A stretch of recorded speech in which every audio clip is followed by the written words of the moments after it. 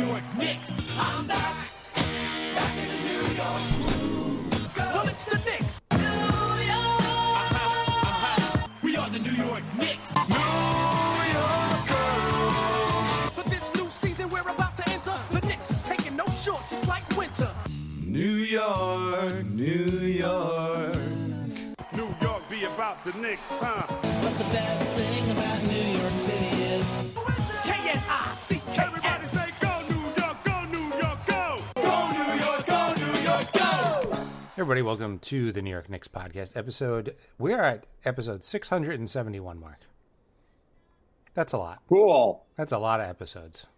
We should start over. You know, like how movie franchises just call like part 7, part 1? Reboot? Reboot. Just call it, yeah. Let's do it. Next episode should be the New York Knicks podcast reboot. We'll pretend it's a whole new thing. We'll do our origin story. It'll be awesome. Do we change the origin story? Do we make it darker and grittier? It's got to be darker and grittier. It's got to be like a slasher film. All right. We gotta find like a long lost co-host, just like someone who's a guest on the show, and murder him on the show. Or we get like he was a co-host the whole time. He was just in the background and nobody knew. Yeah, well, actually, no. You know how we used to get like the stat guys? Mm-hmm. Let's bring back the original stat guy, and during the show, you'll slash his throat and eat his remains. Well, that's a little darker than I was thinking. Oh, I don't know how dark. I'm trying to go dark. We gotta do reboot, Jay. We gotta reboot. I also want to tell everyone. It comes with great. I gotta let everyone know. After today's podcast, after today's episode with Jay, I plan to take a break from the pod just to focus on getting my body right, getting mentally right, and helping the squad make a push towards our goal to finish the season out and give ourselves a chance to be in contention, to compete for a championship. 17 games below 500. All right, now it's go time. Now I'm serious. Starting now. Yes, that was Paul George, who is going to take a break from his podcast to help Philly finish their tank. We got a Jay Shady asked, who would play you guys in the New York Knicks podcast movie? Okay, who's going to play us in the movie? Can we pick basketball players? Yeah, sure. I mean, okay. I'm not as tall, but I'm awkward. So Luke Cornett. Luke Cornett.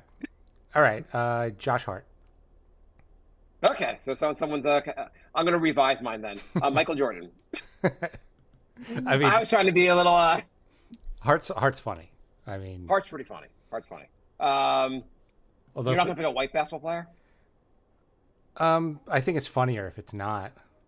Oh, I don't think it. Well, I guess in America pre-Trump, maybe it wasn't funnier, but now it's funnier again. I don't know. Am I allowed to do that? I don't know what you're allowed to do, Jay. Okay. I think in America today, actually, you're allowed to. We should get a female intern that we can harass. I think it's all coming back. What about we're going back to 1950s? I'll go with Jesse Eisenberg.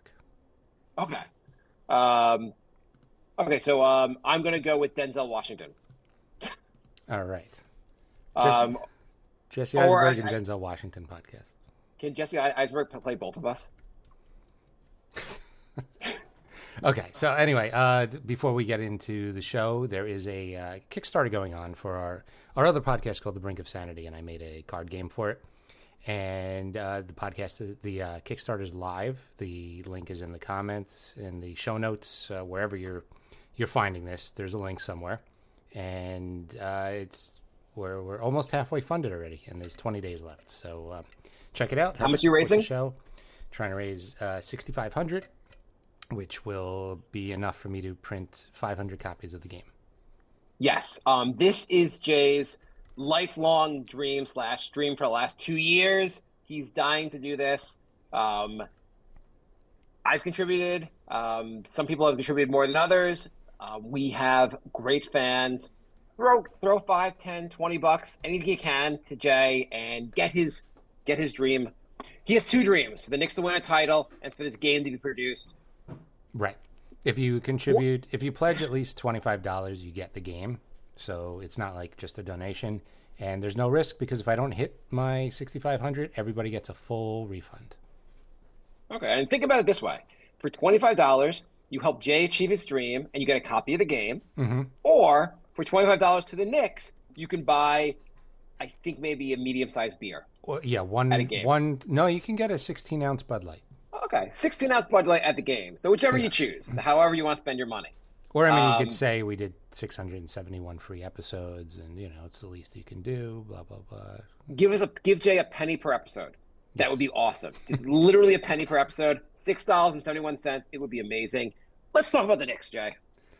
All right, so Knicks, we had 3 games. 2 of them I don't want to talk about. So, does the season count if we can't win a title? Are we at the point? I guess the big question in the world of Knicks now, or just in sports media generally, relating to basketball, are the Knicks just a good regular season team? Do they actually have a shot of winning the title? Anthony says, are the Knicks done? I got an email. So the Knicks lost to of the Cavs and the Celtics. Mm-hmm. Both very good teams. It's not like the Celtics just got blown up by the Pistons. They're really hard to beat. Can you believe the Knicks struggle so much against the Celtics, and the Pistons just beat the crap out of the Celtics? Why? The Knicks tired them out. Yes, the Knicks tired them out. It's like when you ask somebody to open a jar and you can't open it, and then they open it right away, and you say, I loosened it up for you. Exactly. And the Knicks did play Philly last night. Philly, one of the worst teams in the NBA. Mm-hmm. And Knicks did a great job barely pulling off a victory. Really inspiring times to be a Knicks fan. I mean, Philly actually tries extra hard against the Knicks. They just don't like losing against the Knicks. Everyone tries extra hard against the Knicks. When they play other teams, they're like, we don't even care if we win. We just need to win our games against the Knicks. Right. I think Maxey played the final 33 minutes of the game without sitting for a second. So I get what you're saying. I get that some teams try a little harder against the Knicks, but that's the worst excuse ever. And the Knicks, what's crazy about this is that the Knicks have won 11 of the last 14 games, mm-hmm. and we're all in doom and gloom world. They have the 4th best record in the entire NBA, 38-20. They're on pace to basically win they're on pace to tie the same amount of wins they had in 12-13, have their first back-to-back 50-win season since the 1990s. Mm-hmm. And we're all like, well, might as well just blow up the team. It's mm-hmm. over. I got an email from Bleacher Report saying, Knicks equal frauds? ? I hate you, Bleacher Report. And that's pretty much what all the media now with the Knicks is basically they're just not for real. Bill Simmons talked about them and said, did you hear Simmons' comment? He said that Brunson is the new king of flop, basically. He's taken the mantle of the flop king. What do you think about that? I mean, I don't think Brunson exaggerates contact. But I don't that's to me that's a different category than flopping. Flopping is when you pretend there was contact when there wasn't. And exaggerating contact, could you call it cheesy? Maybe, but it's not flopping. What Embiid does where he takes a shot and literally just falls down, that's flopping. I mean, the thing in the NBA is the NBA does encourage players to exaggerate a little bit because when you get hit and you don't exaggerate, you don't get the foul call. So players are like, well, this is bullshit. Now I have to do this up basically, or else I'm not going to get a call. Yes. If you watch Towns gets hacked, always going to the basket. Mm-hmm. Brunson gets beat up a lot and doesn't get calls all the time. The NBA has to figure out some way to make this at least the flopping and the not so fair, the star calls kind of ruin the NBA. Yeah, the NBA brought this on.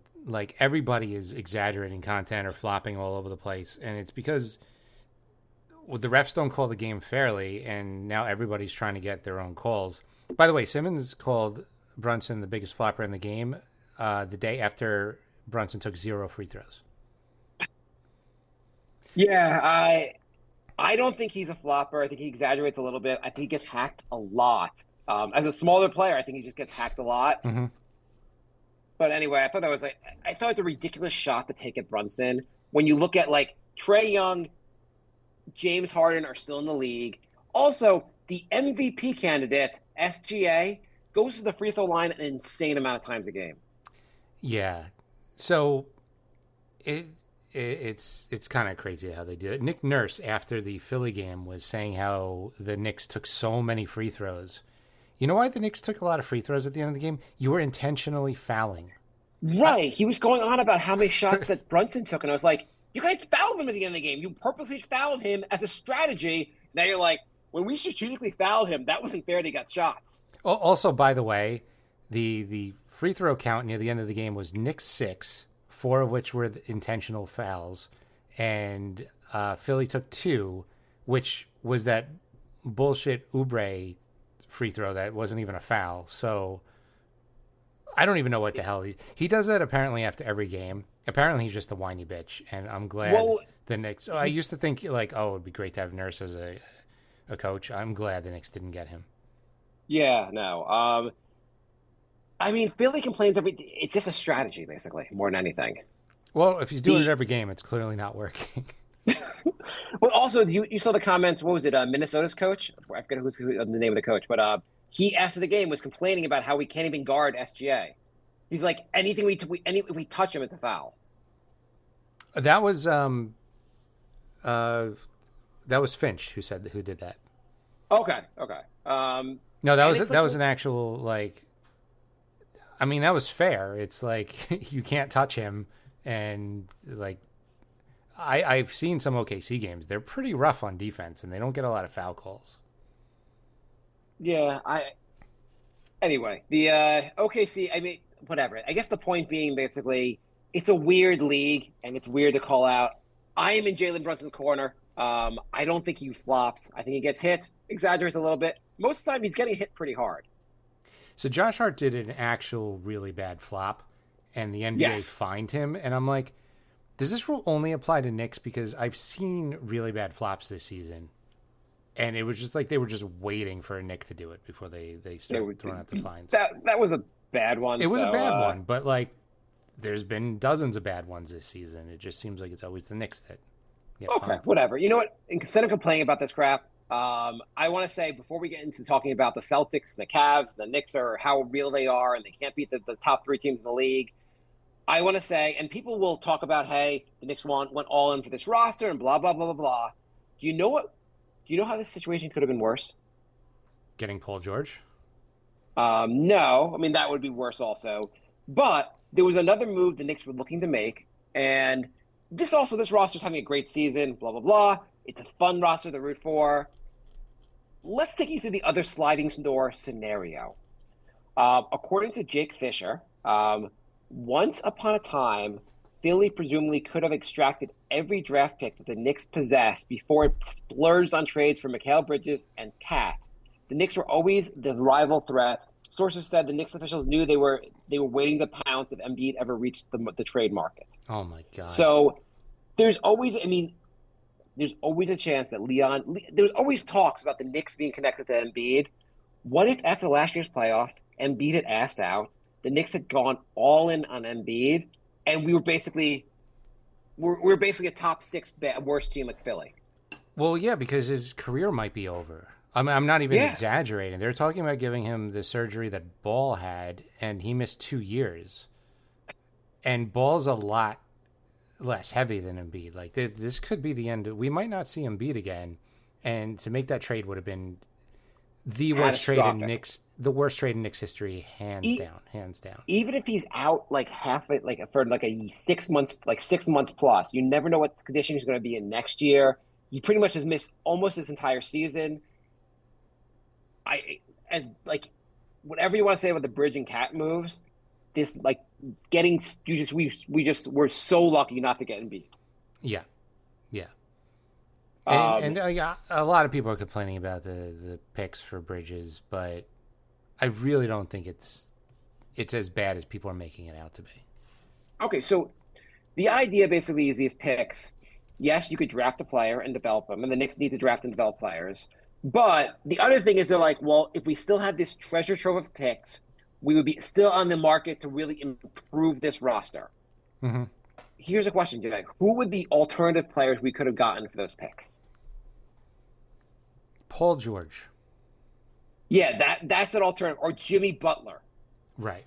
Somebody in their like mid-30s that makes double the amount.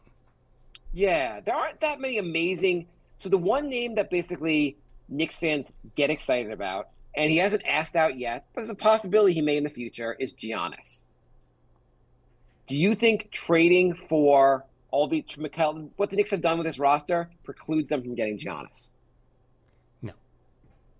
So I'm thinking a Giannis trade is built around trading Cat for him, right? Cat or Bridges and OG or something like that. I don't know. Like, I mean, if Giannis asks out, it's really, if you're Milwaukee, you're not taking OG and Mikal Bridges. You're like, fine, we'll take Cat. We'll build around. You guys have an all-star center. Give us. Yeah, I mean all-star that's and then the salaries pretty much match. So yeah, that's pretty much the trade. So I was talking to a Knicks fan that I'm close with recently, and I said like, hey, like while we seem like an all-in roster right now, Giannis is unhappy. I like Cat, love Cat, don't want to trade him. If Giannis was available, I would trade Cat for Giannis in a heartbeat. This Knicks fan was like, "Are you kidding me? There's no way I would do that." This Knicks fan seemed to think Cat was 25 and Giannis was 30. I was like, actually, they're like a 1-year age difference. right, like what, 28 and 29? I think 28, 29, or 29 and 30. I forget. But what do you think about that? Would you do Cat for Giannis? And not that this trade, it's not open yet. We don't know. But there's a possibility Milwaukee has just is a one and out in the playoffs, and Giannis is like, I don't need to play in Milwaukee anymore. Yeah. Jay Shade is saying Luka. I mean, yeah, apparently Luka was available. We didn't, but nobody knew that. Yes. So right. It's not like we would have gotten the call from Dallas. Right. And the Knicks were like, nah, you know what? We really want it. We want to bring this Villanova crew together so bad. We're just going to say no to Luka. Right. And also, it doesn't seem like they wanted a star, a current all-star who could sit on the bench and never play. So, like, it was really had to be Anthony Davis. But the funniest thing would be if Luka's, like, just doesn't re-sign with LA. That would be pretty hilarious. I would be shocked. If there's any way to bet on him re-signing with LA, I will bet my house. You know what? I think it's more likely that Kyrie opts out of his contract and ends up in LA, and then you got another big three. Yeah, that's more likely. It's more likely that Kyrie leaves Dallas. Who knows? Kyrie changed his background to purple and gold. Not thrilled about the Lakers getting another. Anyway, I mean, in fairness, Dallas, if Anthony Davis is ever healthy, it looks like a good team. I mean, it's not like it's not a crazy bad team or anything, but no, but they're too injured. Like, if Davis is hobbled the rest of this year, Gafford and Lively are already out. So, like, this year's kind of a bust. And if Kyrie walks in the offseason, you got Davis and, like, P.J. Washington and Clay. Like, that's not even making the playoffs. Is Kyrie a free agent this summer? He has a player option. Holy shit. He's definitely exercising that player option. Why think? would you not? You could just be like, hey, even if I want to come back to Dallas, well, I have you guys around the ball, so like you guys have to max me now, long term. No, you decline the player option and sign a long-term contract. Yeah. No, I'm saying like there's no way he doesn't decline because Dallas pretty much has to give him a 5-year max deal. Yeah, or he just declines and the Lakers give him a 5-year max deal. Can the Lakers? Whatever. Let's the Lakers always Kyrie. the Lakers seem to have unlimited cap space always. It doesn't matter. Like they always figure it out. Yeah, they'll figure it out. But the Knicks. So, do you think trading Cat for Giannis, and we'll go back to the actual team in a second. But do you think trading Cat for Giannis would put us over the top? Probably. Yeah, absolutely. Okay. What's wrong with our current team, Jay? Are we just a regular season Atlanta, like one of those Atlanta Hawk teams that wins a lot in the regular season and then sucks in the playoffs? What are we?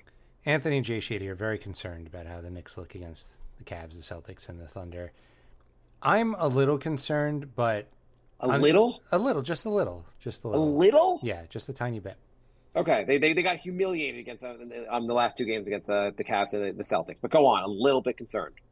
We haven't seen them with their intended roster yet. So if Mitch comes back and the Knicks lose by 25, rumor is Mitch is coming back either Friday or Sunday, Memphis or I forget what Sunday's game is, but rumor is he's coming back for one of those too. So Okay. if On a strict minutes limit. on a strict minutes limit to start, but he'll get ramped up. He had a full And practice. we're getting TJ Warren, who's going to dominate. Probably. Most likely, it's down to TJ Warren or some other Westchester Okobe. I can't.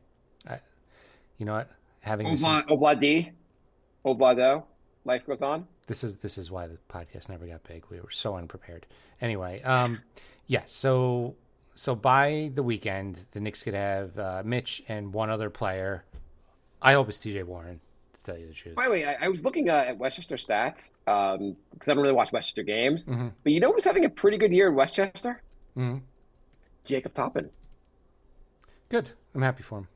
Maybe they could add Jacob Toppin. Maybe he is the key to putting us over the top.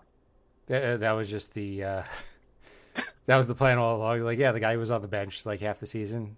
We're just gonna play. He just him. comes in. He's like, "This is going to be a Disney movie. How well I play." So yeah. yeah.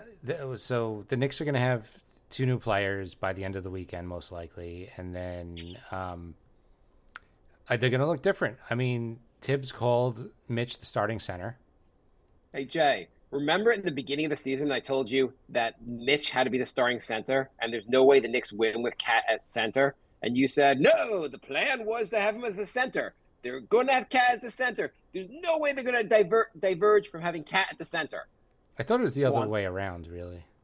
I'm pretty sure I said the whole time that Minnesota had Cat for all those years, played him at center, and realized they had to go all in to get Rudy Gobert because Cat is not a center. I don't know. We'll let the chat. Did Mark say that? I'm not sure. Yeah, I'm pretty sure I said that. And you kept going like, well, it's not going to make – because I also pointed out like Precious and Mitch. I'm like, well, they're really not like adding an extra guy because they're like – they kind of serve the same purpose. Jay Shader wants to know how Mitch helps guarding the three-point line because they get bombarded by threes against the Celtics. I think it's because players don't have to collapse as much. They know they have to help Towns, whereas knowing Mitch is under there, they're not going to be as worried about giving up a layup, so they can close out on the three-point line more. There is a strategy to collapse more to help Towns, and you're right. So they definitely can like rely a little bit more on Mitch in the paint. Yeah, so that should make a difference. But I think it's going to make a big difference. I hope so. In the past few years, they've actually been a solid team at defending the three-point line. Do you know the Knicks? The other night, so how many three-point shots do you think the Knicks took against Philly last night? I think I saw it. It was 19. Yeah. Do you know that night, all the other games played, no other team shot under 30? Which is weird because the Knicks have a lot of really good three-point shooters. Oh, wait. They have a lot of really good Are you sure about that, Jay? Mm-hmm. Are you sure about that? Yeah. Do you know who's been shooting well from three for the Knicks the last month or two? Almost no one. Oh yeah. Okay. Yeah. But overall their Almost averages. no. Everyone started off the season hotter and it's gotten worse. Josh Hart at some point in the season was like early in the year was shooting like 50% from three. He was on fire. He's down to 33%. He's been terrible from three as of late. Yeah, teams aren't even covering him. No, and he's just like he's hesitating. He's got to get his shot back. He's in his own head because the teams aren't covering him out there, and he's still not taking the shots. Brunson has been good. Good, shooting about 40%. Fine. OG shooting like 37%. He's been not great as of late. Bridges has not been great from three as of late. All the guys that are supposed to be making the threes are not making the threes. They're not currently a really good three-point shooting team. No, but career-wise, they're all well above average. Sure. I'm not saying these guys can shoot better, but lately it's been not great from three. You know why? Because they're not shooting threes, so they're all rusty. They need to yes, they don't shooting shooting three. They're also like the Celtics are shooting like 53s a game, which seems outrageous. But you know what? I feel like you might have to shoot in the upper 30s at the very least to compete in the NBA now. Yeah. The Pistons beat the Celtics by hitting a ton of threes. Yeah, I mean, it's the new everybody's doing it. Everybody's doing. It's so cool. You got to try shooting 43s a game. It's the coolest, man. The Knicks are in the Just Say No club, but it's for threes. No, we want to play short 2-pointers. It's last night's game. It didn't seem like anyone was really nailing their threes besides Brunson. So and he didn't even hit that many. Like, I don't know. I like Josh Hart has become like non-existent from three, which really hurts the off. Here's a question, Jay. Mm-hmm. Do we change the starting line? Well, Mitch is coming back. The other guy was Chuma Okeke. Chima Okeke. Yeah, yes. it's him or TJ Warren are going to be the 15th person on that. I am going to vote for the guy whose name is easier to pronounce. I'm going to go with the guy who's been averaging like 20-something points a game all season. So is Warren. They both have been. Yeah, that's who I'm going with. Same guy. Oh, I was saying Okeke would have been playing pretty well. Also. No, Warren's averaging like 25 points a game. Yeah, let's bring him on. Bring him on. He's a force. What the Knicks need right now is another guy who can't play defense. They need outside shooting. They need outside shooting. You can have a couple bad shooters and do well. I mean, bad defenders and do well. Like, you just can't have a lot of them on the court at the same time. Shamet's been better on defense than offense. Mm-hmm. Campaign, when he plays, he's shooting okay from three. He doesn't get a ton of minutes. I mean, part of the problem is that Tibbs plays the starter so many minutes and doesn't give anyone else a lot of minutes. I don't know. So here's a question. Mitch comes back. He's limited in terms of minutes. So even if he's the starter, he's playing no more than 20 minutes a game, right? Correct. Yeah, I would say at least 5 to 10 games. He's maxed out at 20. What's the rest of the lineup look like? So I think you move Hart to the bench. Yeah, Hart's got to go to the bench. And then you have McBride, Hart, Warren, Precious, and Mitch as a bench.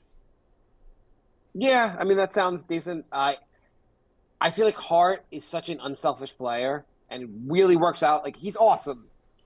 But I don't know if having him – so apparently the stats with him and Bridges and OG, the stats are all better. The plus-minus numbers are all better when it's Hart and OG, Hart and Bridges and OG. When the three of them are not together, all the plus-minus are better. There's something about having the three of them together has not worked as well as hoped. Well, I mean, it's good to stagger these guys anyway. Like, the only team I've seen successfully do the A team, B team was that Phoenix team of like 2010, where they had like Dragic and all those guys. For those that don't know, this A team, B team thing, Jay has been talking about it since the beginning of our podcast. I believe he must pleasure himself once a year to like film clips of this team playing. He's in love with this idea. Well, they had Phoenix they had this A team and this B team. It was so amazing. Anyway, it was, but you have to have 10 deep, and the Knicks. The Knicks should just stagger their starters. That's what I'm saying. They need to stagger things.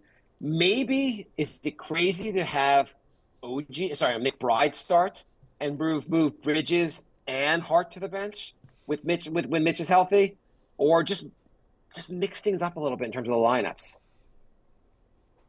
Yeah, I mean, I would probably still have the just Hart going to the bench, but because it's a little like you have a huge lineup if you keep Bridges out there. I mean, that is a gigantic lineup. Right. I mean, all these guys are going to play a lot of minutes, but like I feel like it would be maybe helpful to like have Bridges and Hart doing a lot of competing against the other team's second units in the second quarter. Yeah. I mean, and like parts of the third and the early fourth quarter. I feel like mixing it up might be beneficial. McBride has been really good, especially when he starts. Mm-hmm. His defense, even though he's small, he can guard guys above his size. Mm-hmm. It's not like he's lighting the world on fire, but every time he starts, he puts up great numbers. That is true. His numbers do spike when he starts, and not just because of the minutes. I don't know. He just seems to play better with the other starters. Right. I mean, I know it's hard to say that things aren't working because the Knicks have one of their best records they've had in years. So things are kind of working, but they're not working against the best teams. And you got to try something different. Unless Tibbs is like, I'm going to try. I have all these great new ideas. I'm only going to show you guys in the playoffs. You never know. I mean, I don't think Tibbs is an idiot like most of social media seems to think. So I think he has a plan. I don't think his plan is to just get 55 wins and then get swept by like one of the top 3 teams. I mean, is it also? I mean, when people also talk about changing the lineups, it sounds easy when you're posting on Twitter. If you're the coach, you're dealing with egos also in a locker room, Right? And you don't want like to go like, "Hey, you're going to the bench," and then Josh Hart goes, "Well, I'm just going to go do my podcast and not even focus on the game anymore. Everything sucks." Like, not that Hart's going to do that, but you don't want players to overreact to like your moves. Yeah, it's very difficult to bench a player in the NBA.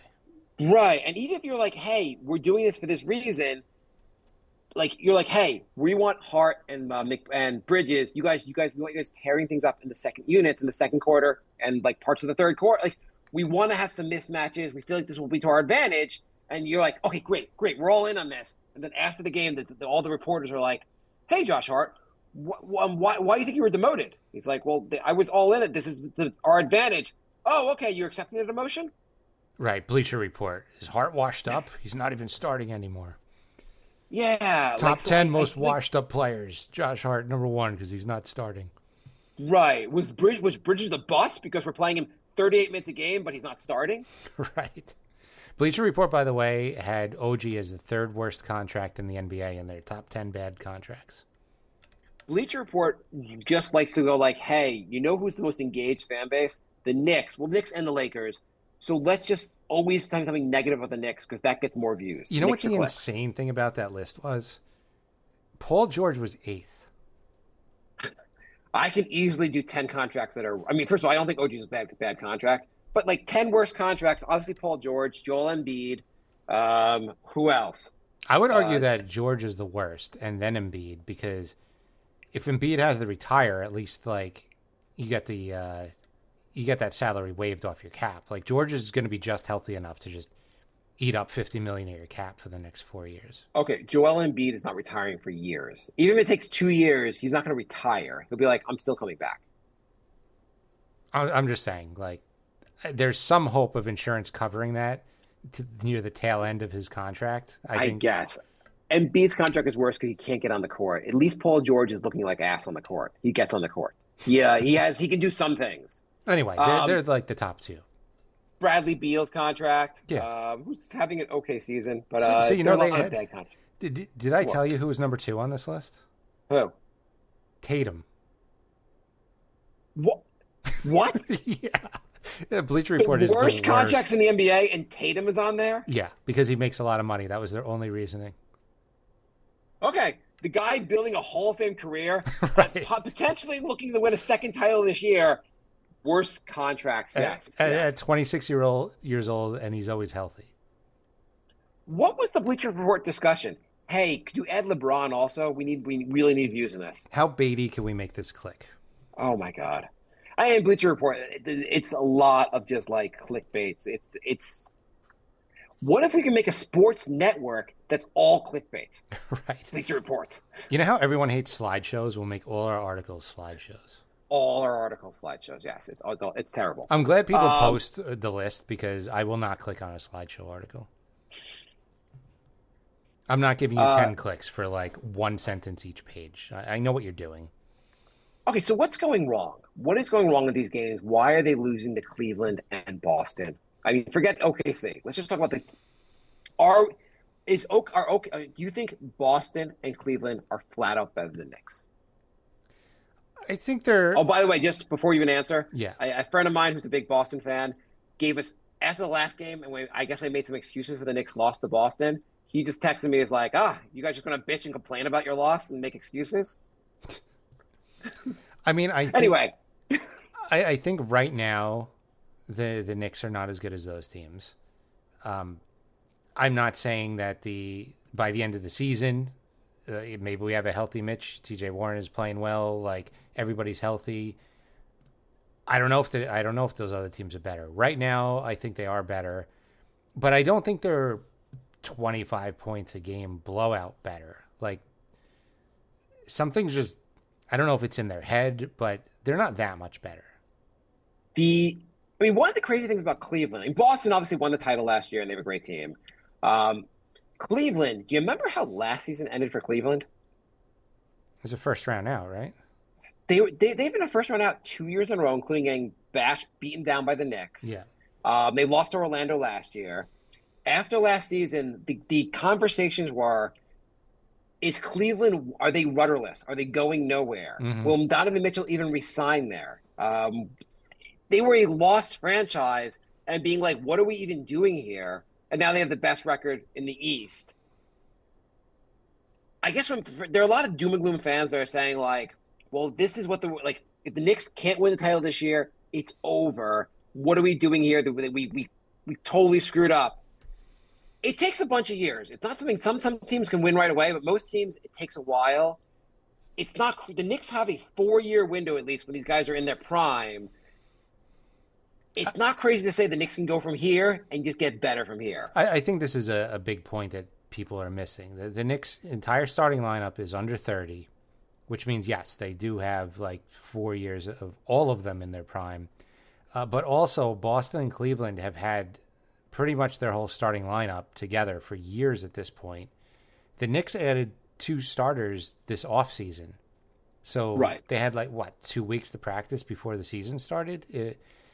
And they haven't had their intended starting lineup all season. So, yeah, I mean, there's definitely more cohesion, more chemistry they can build. It's not like this is the Knicks ceiling, that's it, let's blow it up. The Knicks can definitely get better from here. Cleveland got better. They had Darius Garland is having a better year. Donovan Mitchell's not really having. He's just playing just like he did last year. He's not any better. He's just a very good player to begin with. Their bench can hit threes. Their bench has been playing really well. Is it crazy for the Knicks to add some guys to the bench and become so much have a lot better bench? No, it's not crazy. The bench is the easier spots to fill up anyway. The Knicks did the hard part. They got a really good starting lineup, so they can add a couple shooters off the bench. I mean, Josh Hart could spend the offseason working on his three-point shot. So could OG. So could Bridges. Guys can get a little bit better. You can find 1 or 2 guys for cheap for the bench that can give you a little bit more. I mean, like Dean Wade. It's not like Dean Wade's some amazing player, but he's a solid role player that you'd love to have on your bench. Cleveland's got a bunch of those guys. A bunch of guys that are kind of like they're not even close to star players, but they're solid role players that really make a difference. They make a difference when their starters leave the floor. They have a very deep team. Yeah, they do. The Knicks sacrificed a lot of depth to build this team. There's definitely a very strong path forward, but I think people should look at how Cleveland was after last season and what they're doing this year. And remember, the Knicks' fortunes can change a lot in the next year or two. Yeah, and it's not like, I mean, Cleveland is pretty young. They're going to be around for a while. Boston's not that young. I mean, obviously Tatum and Brown are, but Holiday's 34, White's 30, Porzingis, he's younger, but who knows if he's. I mean, they're also, I think, a second apron team. I think they're having some salary cap issues going forward. Right. If you want to, Pritchard's going to demand more money, guys are going to demand more money, and they're not going to be able to keep them. Yeah, There's if I had to be guess, issues. Boston's window is way shorter than Cleveland's. Right. I mean, either way, they're going to try to reload and so forth. But so for this season, the Knicks are a level below. It'd be fair to say the Knicks are a level below Boston, Cleveland, OKC. Is that crazy to say? No, I know. And but like I said, in the next 25 games, that might change. But yes, right now they are a level below. Knicks are arguably the 4th or 5th best team. I think they're on par with Denver. Those are the best teams. The Knicks are still a top 5 team in the NBA right now. Yeah, Jay Shady was saying Ty Jerome is really good. The Knicks got to find random guys like that. Yeah, that's what they really need to do. That's the next step is to find these random, Ty Jerome, pretty random guy. Nothing that he's a guy you could find if you just have to be really good at finding players. You found the starters, you got to find the bench. Yeah, the championship teams just they find 1 or 2 guys like that, and they're the final piece on the team. So the other thing is that if you look at what's going on with the Knicks, Brunson didn't have a really bad games against Cleveland and Boston. The guys that are not contributing are OG has to contribute more. Mikal Bridges has to contribute more. You cannot beat the top team, one of these top teams, if OG and Mikal Bridges aren't going to do more. Yeah, I mean, I feel like there's some like weird synergy thing where OG and Bridges just can't play well on the same night. Yeah, I feel like that's why you want to. I know like you have all the issues with adjusting the lineup, but it may make sense to adjust the lineup because maybe the guys on the floor like these guys are just not fully clicking together. I There's mean, it some might reason that- also be like these are all guys who are used to a bigger role, and you put them all out on the court at the same time. It's hard. Like yeah, like you said, if you let one or two of these guys lead the bench unit, maybe now you have two lineups that are a lot more successful. an A and the B lineup is going to be amazing.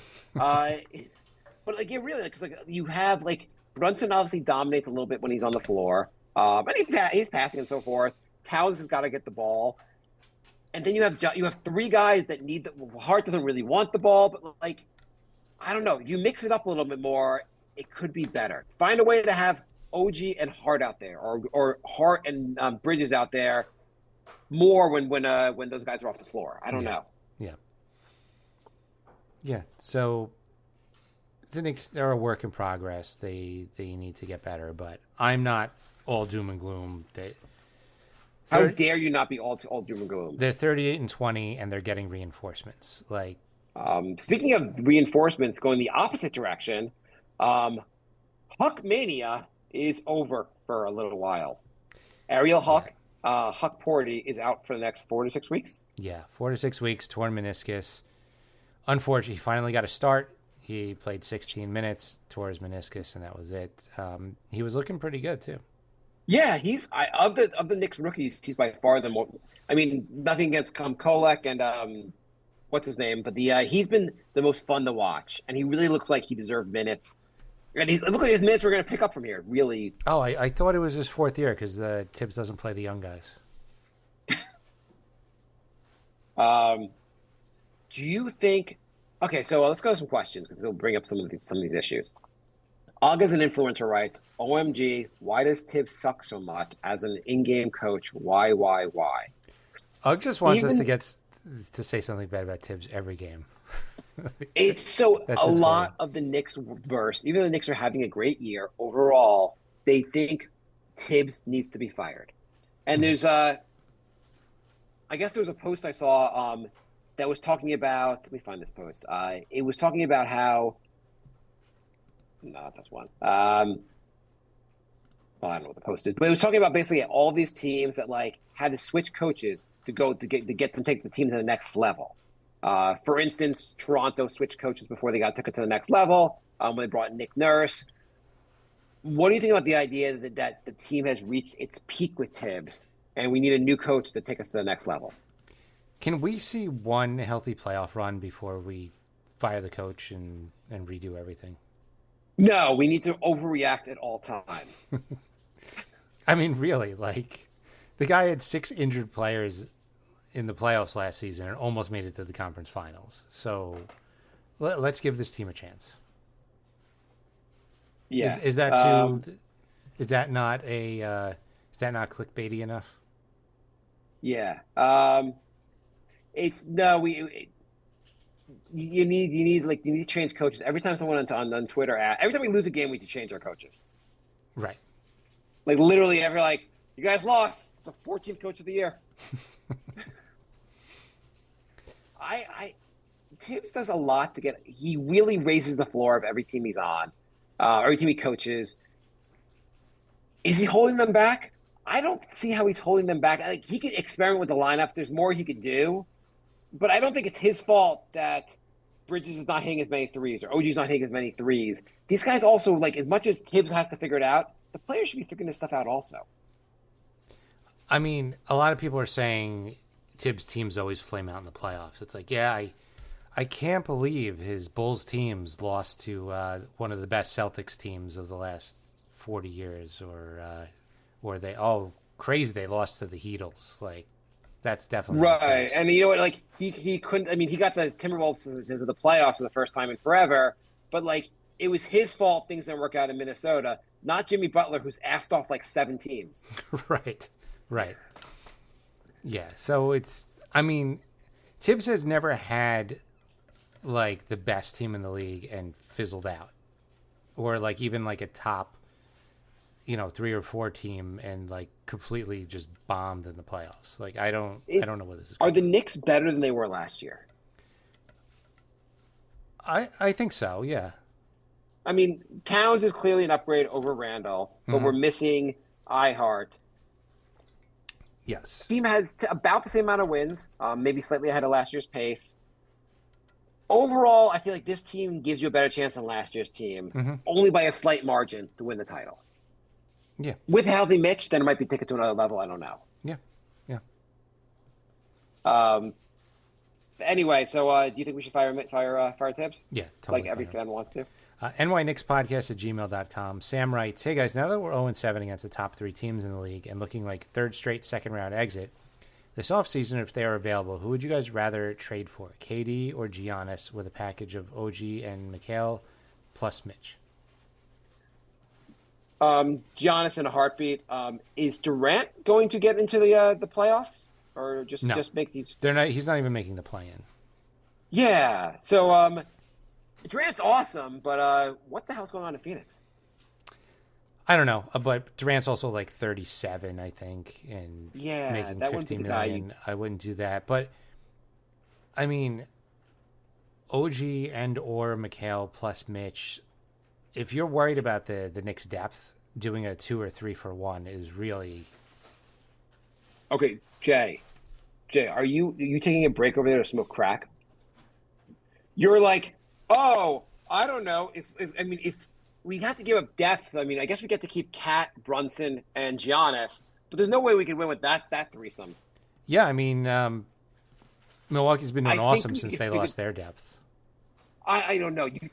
Are you arguing, Jay, that the Knicks had Brunson, Cat, and Giannis? Like, that would be worse than the current situation? Would you have Cat and? I mean, Well, that's the trade. I don't That's think- the trade. I don't think that the trade actually happens without. I don't think that the trade actually happens without giving up Cat. But if you gave up if you gave up OG and Mikhail Bridges and Mitch, say, that lineup is insane. Start Giannis at center, Cat at power forward, Brunson. You start McBride and Hart. Dillon and Hart. That's an insane starting lineup. And then your bench is Payne, Precious. Whatever. You'll And find some other bunch of contracts. rookies. You can go into the second apron here. You get this roster to go into the second apron. Like you have, this is really a ridiculous roster. I get maybe you're lacking some spacing, whatever. It would work itself out. All right. Giannis is a fantastic defensive player. Yeah, He would solve the issues at center. Yeah. I know he likes to play next to the center. Fine, you make Cat. Whatever you do, that offense would be ridiculous, and you have an awesome defensive big man also. Again, I know Giannis is not really a center, but you can make that work. Yeah. Yeah. Yeah, are you like just like I don't know. I guess if you have to give Bridges and OG to get a future Hall of Famer. Who's only 30. Yeah, I mean, he's 30. He's averaging 31 points a game to this year on 61% shooting.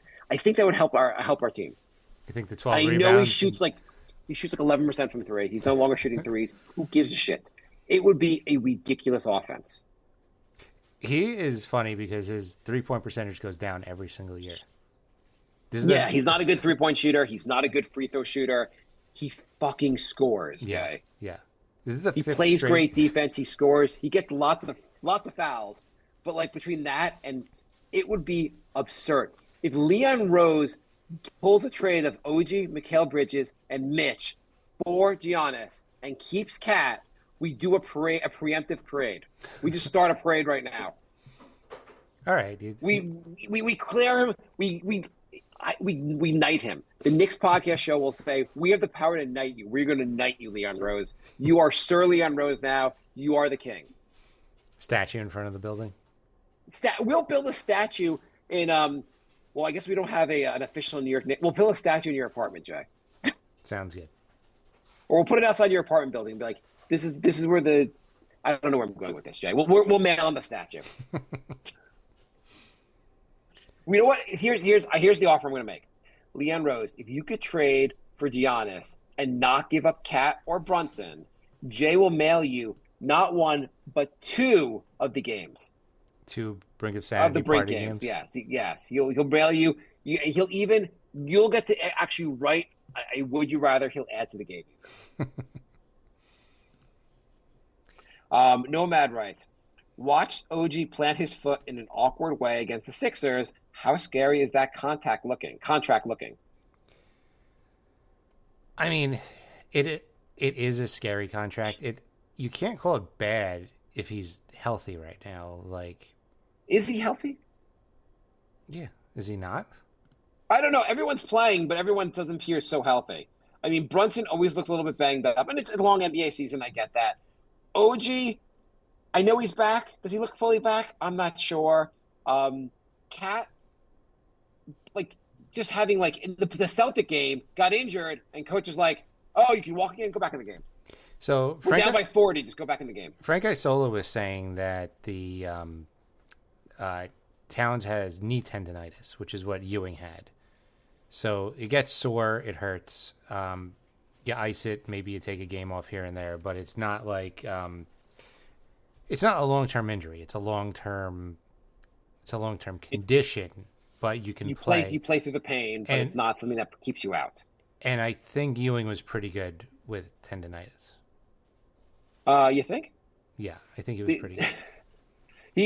Ewing had knee issues his whole career. Yeah, like literally from like his rookie year, he was icing his knees. I assume when he came out of his mother's room, his knees were being iced. It's hard being 7 feet. It's hard being 7 feet. But the team does look like there's some injury concerns in this team. I mean, I'm pretty sure it's 60 games in. I'm pretty sure every team is. If you're watching every game of every team, I'm sure they're looking like that. Are you ready, Jay, though, to blame Tibbs for the amount of minutes he played Huckporti? Clearly, the 16 minutes he played Huckporti last night were the reason Huckporti got injured. The Minutes police stayed up all night trying to figure out how this was Tibbs' fault. The Minutes police were like, wait a second. You're telling me the Knicks have a major injury? And it's the guy that played 16 minutes? Not everyone else played 40. The guy that played 16 minutes got injured? I saw one that said it is Tibbs' fault because he wasn't in game shape because he wasn't playing enough. What do you think the players do? Like, you really think the players are like, just going to eat Burger King if I'm not going in the game? Right. He's just on the couch eating bonbons if he's not in the game. Right. There's no way these guys are in game shape, even though they're not in the game. Yeah, no, they don't work out at all. They don't train. They're just... Yeah, there's like, I'm not going to, you know what? If Tibbs says he'll play me tomorrow, I'll do a sit-up. SEC writes, Huckmania is on. Hope he plays as full-time backup center when Mitch comes back as a starter. FCC missed that he's out for a while. Got bad news for you. Leon Rose for president, and I will vote for Leon Rose for president if he can trade for Giannis. Which wings should the Knicks sign next season to a mid-level exception or league minimum? This question is a off-season question. Yeah, I kind of don't want to right now just talk about what the Knicks are going to do next season. I want to talk about how awesome the Knicks are going to be this season. I mean, I could fantasize about Giannis, fine. But, like, that's at least like a superstar trade. If we're talking about a move at the margins and we're trying to figure that out now. So right now the Knicks look like they're going to play the Pistons first round. Are the Knicks going to beat the Pistons, Jay? Yeah. Why do you say that? Because the Pistons have beaten the Knicks this year. The Pistons are winning the series, 3-1? Regular season series means nothing. Are you sure? Yeah. Remember when the Knicks were 4-0 against the Hawks and the Hawks stomped the Knicks? And the Knicks beat the Hawks in the playoffs? Yeah. Remember how Julius Randle was godlike in the regular season against the Hawks, put up insane numbers, and they were like, the story going into it was like, the Hawks cannot stop Julius Randle. And Julius Randle's like, don't worry, I'm going to shoot 20% for this whole series. Well, I mean, he was also like, don't worry, I'm going to get triple teams for the first time in my career. I mean, wait, if they're all going to defend me, everyone's open, but I need to hold the ball anyway. I mean, what is he going to do, pass to Elfrid? Yeah, if you see three guys covering you, then you can send the only guy you could see is Elfrid Payton. You're like, I'll just keep the ball. It's fine, yeah, Elfrid. Exactly. I'm probably better off doing this. By the way, Alfred Payton made an appearance back in the league. Yes, he did. He did. He's on what team is he on now? I don't remember. I saw he was back. I don't even know if he's playing though. Just to put a point on that Knicks team that played the Hawks, how many players that are on that team are still in the NBA? There's maybe 5. Okay, so Randall still in the NBA. Yep. Mitch still in the NBA, though he wasn't healthy for that series, so I guess he doesn't count. Quickly. Okay, so guys that quickly. Do you have the box score up? Do you know who is on? I'm just thinking off the top of my head. RJ, Burks. That's basically it. Maybe one other guy is still in the NBA. Taj, right? Was he on the team then? Oh, yeah, Taj was on the team. I think. Was Grimes? Grimes wasn't there yet, was he? Let me see. So I'm going to look. Rose is out. Randall, Barrett, Burks. Bullock is out. Toppin was there.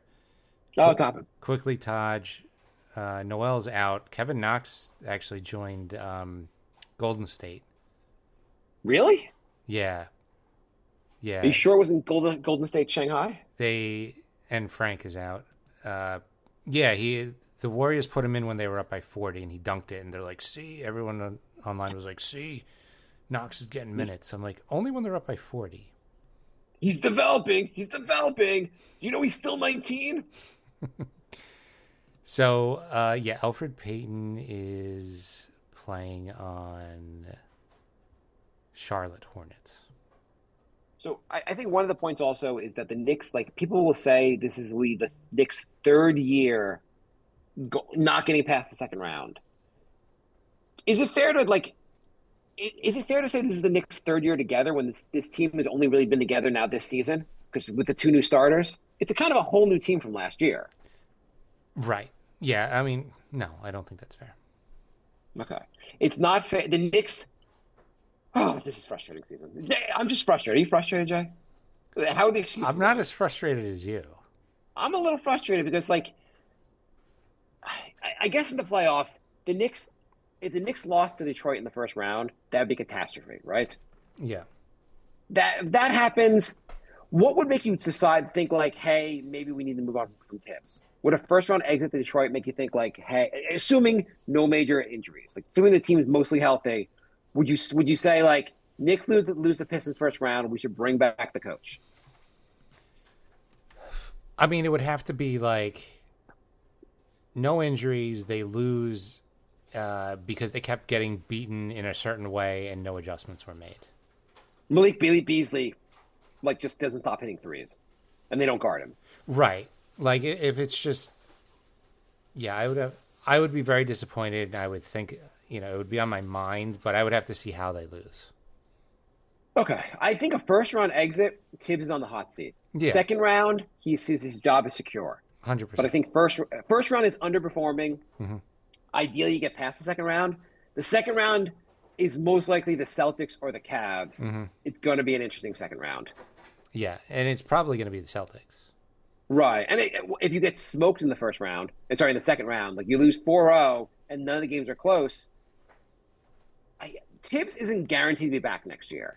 Yeah, I mean, if you get swept and you lose in every game by 20, yes, you have a problem because the Knicks aren't that much worse than the Celtics. So if the Celtics game doesn't go 6-7, or at least 5, but the games are all close. Right. You Knicks have to be in it. There has to be something. I think the Knicks are a good team. They're building towards something. They're getting better. Can you see the Knicks going on a run this year and making it to the finals? I could. If everything clicks right, if everybody stays healthy, it's not out of the question. I really, despite those 7 games that everyone keeps pointing to, I don't think the talent gap is that wide. Yeah, I just think you're playing against teams with a lot of chemistry, and you're not even playing your intended starting lineup. Right. I also, teams that rely on 53s a game, they don't always go in the playoffs. Yeah. I mean, it's a different beast. I need I'm to ready see. for the I playoffs to need start, see Jay. some- I'm tired of the regular season, Jay. I- Can we switch to the playoffs now? The 60 game mark is always when I'm like, all right, I'm done. Like, It's 58 games, so we're 24 games to go. I'm just tired of the regular season. I want to see the playoffs at this point. I think most people are. Remember when during COVID there was like 66 games and everybody was like, "This is perfect. This is the perfect amount of games." Yeah. I mean, the Knicks. The NBA is never going to take away games, but I know. But it's really just if there was 8 games left until the playoffs, we'd be so pumped right now. so happy. They got the Grizzlies tomorrow night. Last time the Knicks played the Grizzlies, they almost broke Ja's social media. Yeah. Hopefully they beat them again. It's a tough matchup. You got Grizzlies, then you got what's the rest? Then you got the Heat, then the Warriors. I think we might have to do like a Wednesday show or a different night because they got the Warriors and the Lakers next week also. Mm-hmm. What's the record? So you got the Grizzlies, the Heat. We're gonna wrap things up here soon. Also, Grizzlies, Heat, Warriors, Lakers. What's the record here? I'm gonna say 3-1, and I have no idea which one of these they're gonna drop. Right. They should be able to beat the Heat. Warriors, Jimmy Butler. You can always beat them, but Steph Curry can go crazy. Lakers, Doncic. I say 3-1. I think the loss will be against the Warriors, if anything. They're going to beat Memphis and Miami because the Knicks always lose national TV games. So they're on TNT against Golden State and LA. So they're going to lose one of those two. Yeah. It's a rule. Anytime there's a bigger audience, the Knicks. If you were only watching the Knicks on national TV, you'd be like, how does this team have any wins? How are they not like 10 really and 50? They really don't step up for national TV games. No, it's unbelievable. It's like the Knicks have been blown out like 6 times this season, and 5 of them were national TV games. Yeah, do we overreact to the fact that they just instead of like would you feel better if they just lost to Cleveland and Boston, but it was like they lost by 10 to both teams? Would you feel a lot better, or does it not really matter that much if it's a loss? No, I think it matters. I mean, if the Knicks lose by 5, you're like, we're right there. Yeah, I mean, you're right, but like at the same time, I don't know. It's still a loss. It's a loss, but when they're down by 30, you're like, well, we didn't even compete. You lose by 5, you're like, okay, maybe. I'm trying to find something to make myself feel better, Jay. You're just terrible at this, Jay. You're not a good Knicks therapist. I hate it. Okay, let's end the show. Well, okay, you want to feel better about it? The Knicks are Sure. not 30 points worse, and you can't take a game like that seriously. Okay, I feel better. I mean, Mitch is coming back, and everything's gonna be better. Yeah, I mean, you can't be like, oh, the Knicks aren't even in like the same league as Cleveland because they lost by 30. Like they're not. When you lose by that much, you can't take away much from it. Every once in a while, a team gets blown out, and it just happens. It's so frustrating. They got their ass kicked 2 games in a row, and then you're like, well, at least we'll get to beat the crap out of Philly and feel a little bit better about ourselves. And Philly's like, nope, you're going to barely beat us in a humiliating victory. Yeah, I mean, not a great win.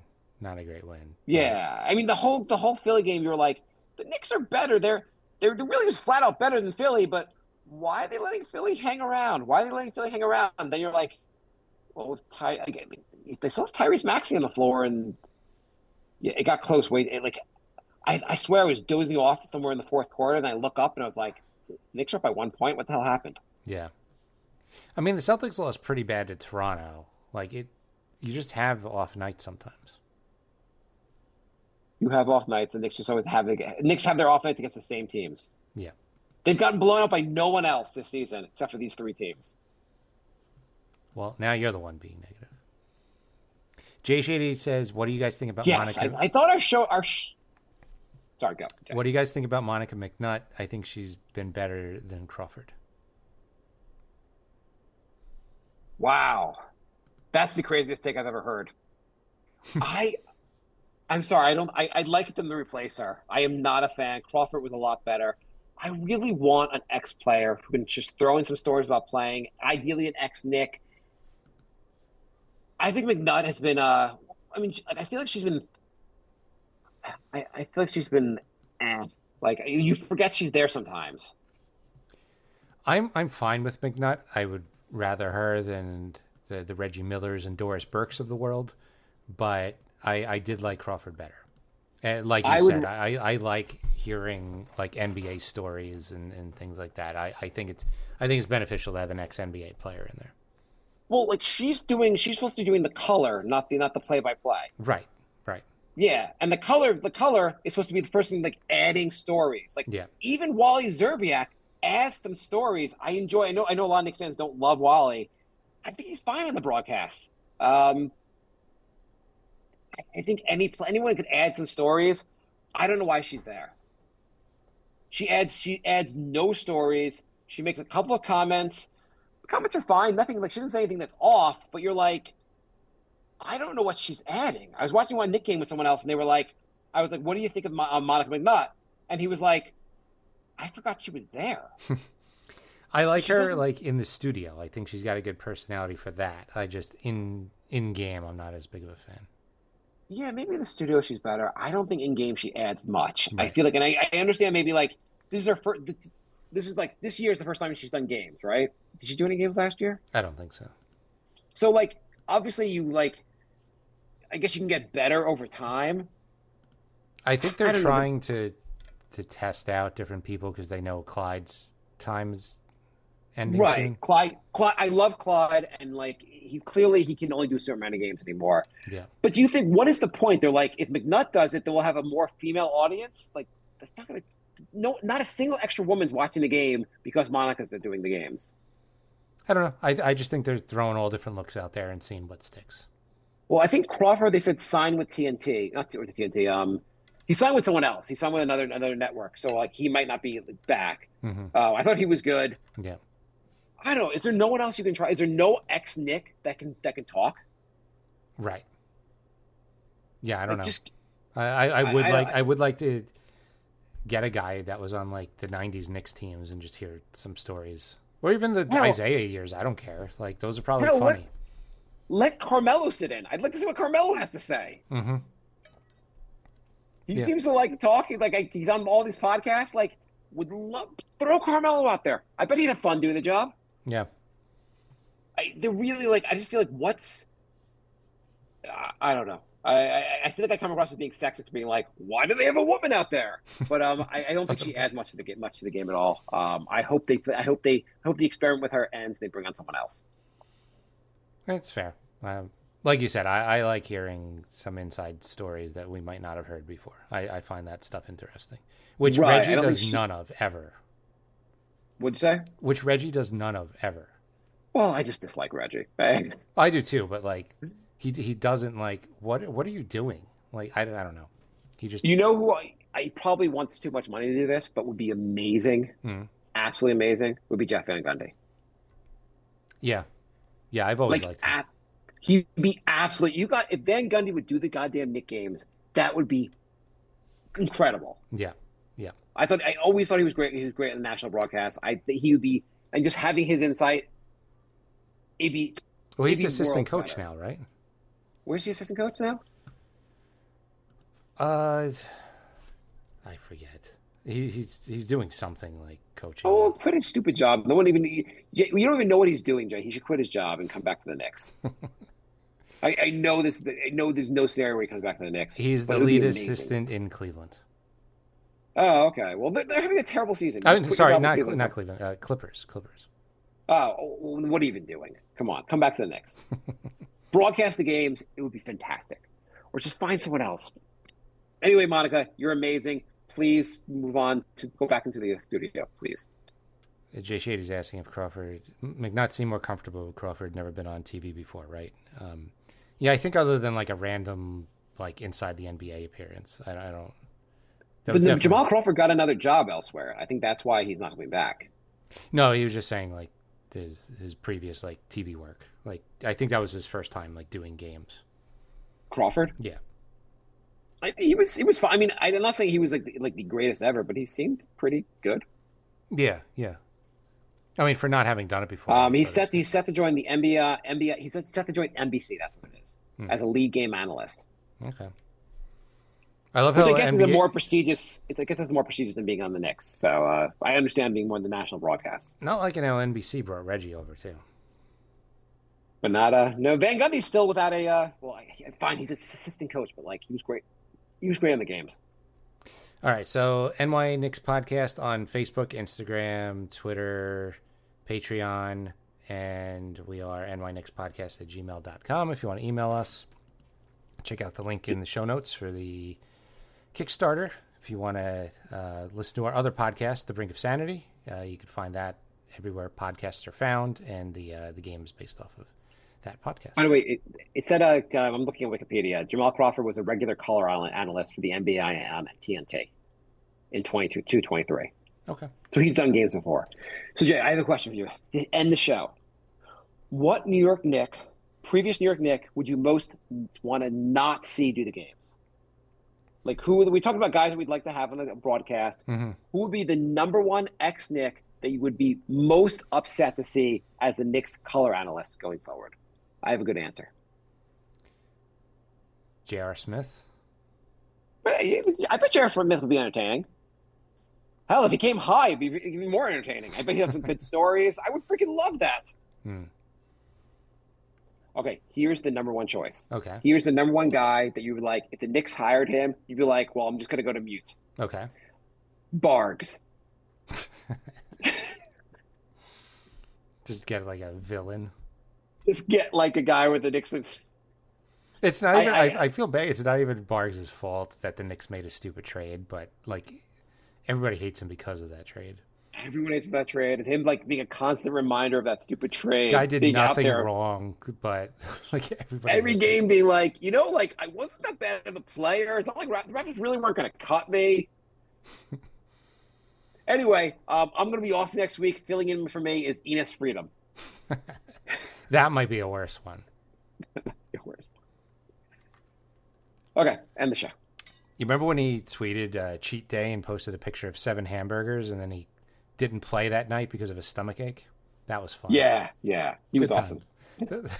those like late 2000 games were like 2015, 16. Oh my God, it was incredible. The wildest shit going on.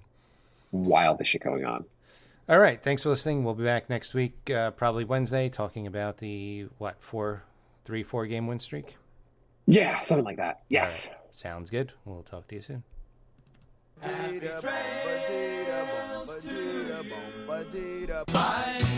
love. Goodbye, everybody. Goodbye. It's all over. Goodbye. It's time to go. This is the end. Say goodbye.